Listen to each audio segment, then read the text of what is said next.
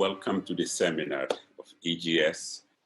The class we're proposing to do really is concerned with Edouard Glissant's Le Discours Entier, the Caribbean Discourse, and how this has developed into a theory of art.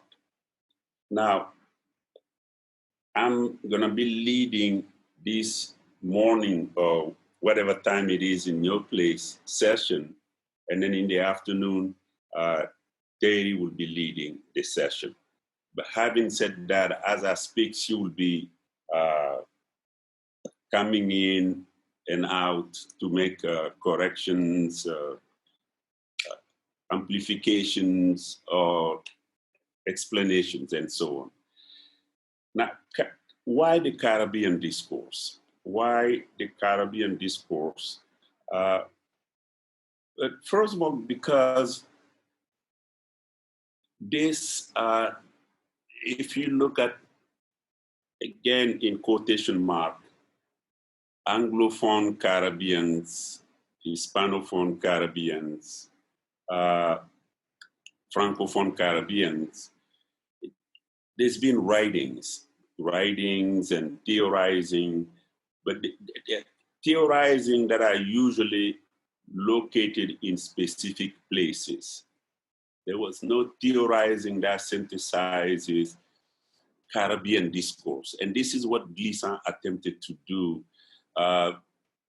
from 72 to 1981, when this book was originally published. And Glissant, in a way, referring to Caribbean discourse, but many decolonial discourses, he calls them a kind of anti-theory. He calls it l'autre de la pensée, the other of thought. When you have the thought of the other, defining the other as fixed, as not like the same.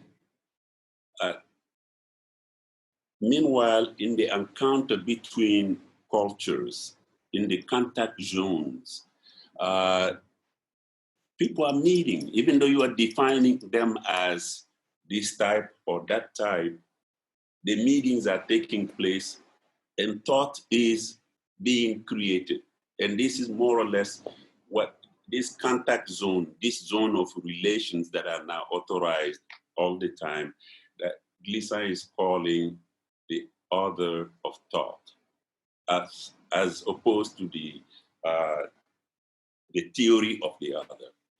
And you think that this other of thought has been implementing an violence against Enlightenment epistemologies. Why? Glissant, not just Glissant, C.L.R. James, Sylvia Wynter, many of the Caribbean thinkers, and I say more about this, they look at Enlightenment definition of reality, a reality that kind of reduces the world to Europe in a way that